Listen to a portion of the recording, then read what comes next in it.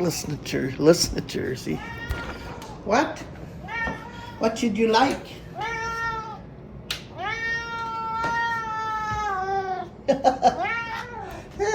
He's just funny.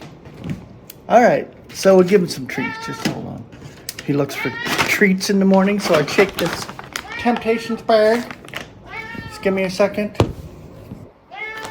Here we go. Here you go. There you go.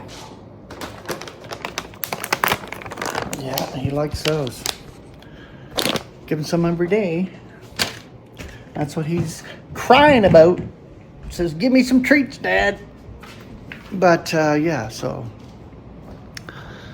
The snow is pretty much gone out of my front. You can see it's snowing a little bit today, but it's pretty much all gone.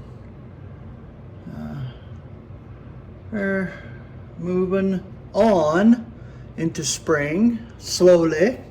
I actually heard the robins out there in the back the other morning, so that's a good sign. Better turn this light off. So yeah, I'm still plugging away when it comes to looking for work and doing that daily stuff. It's really tough, but I've said it a gazillion times.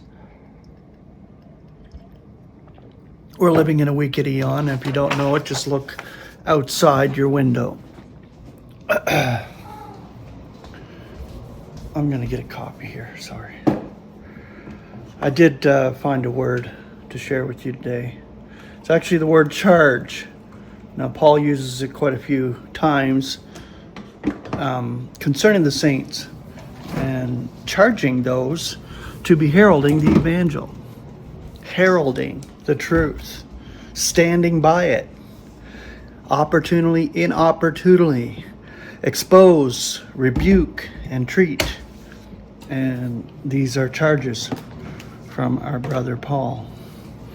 So I'm going to share this word with you as soon as I get my copy here.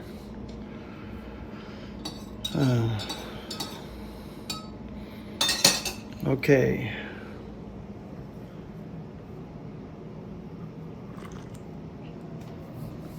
Come in my office here. My son should be up in a minute or two. He always gets up early now. He's got a schedule because he does the school thing and he's doing the teaching. Our teacher's assistant is what he's doing right now. So that's kind of good. All right. The word charge. The Greek. Okay, so let's see if we can show you this on camera. Right there. There's the Greek word for that. The English elements. Beside message. Now the concordant definition. A message which is left in one's charge for his further attention. The concordant scripture. 1 Corinthians 7:10. Now to be married, I am charging, not I, but the Lord. A wife is not to be separated from her husband. 1 Corinthians 11:17.